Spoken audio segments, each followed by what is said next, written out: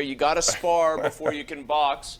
That was Mike Tomlin's statement, which is weird because guess how much sparring T.J. Watt did last year before he went out boxing and set the yeah, exactly. And then he set the single-season sack record, or tied it, although he set it because Michael Strahan's last sack was garbage. Anyway, I think that Mike Tomlin just knew he was going to take heat for that. I think he wanted his guys to play. I think they wanted to play. I think it's one of those situations where fans and a lot of media are going to be on one side and the players and the coach are going to be on the other, and they're going to be at loggerheads.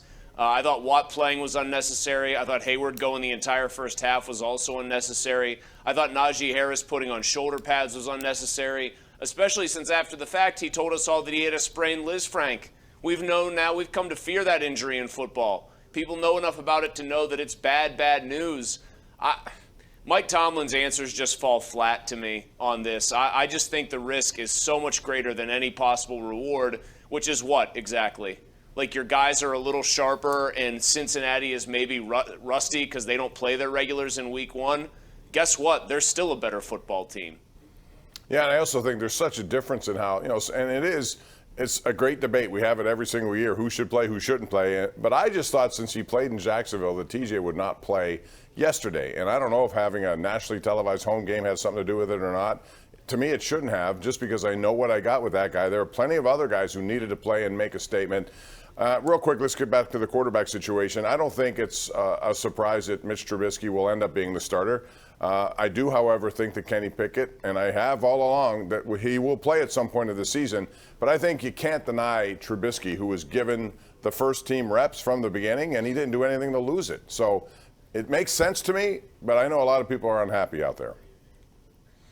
Well, I mean, if you're talking a lot of people, if you're saying Pony counts as a lot of people, then yes, a lot of people are unhappy. I mean, listen, I'm in sort of the same boat. I want to see Kenny Pickett play as well, but Mike Tomlin was a little deceitful. He said, oh, the quarterback job is one of several that'll be settled in that Lions game. He was lying. That job was already set, Bob, right? I mean, Mitch Trubisky took all the reps in the good-on-good mode of that game. Kenny Pickett came in later. That tells you all you need to know. Mike Tomlin thinks he's being coy about this, but we all know it's Trubisky's job.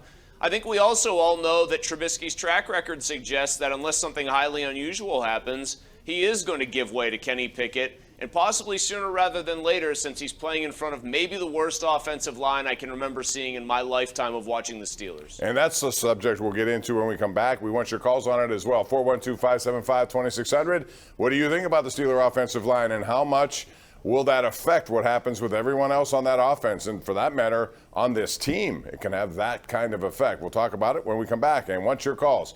412-575-2600. This is the Ireland Contracting Nightly Sports Call on Pittsburgh CW.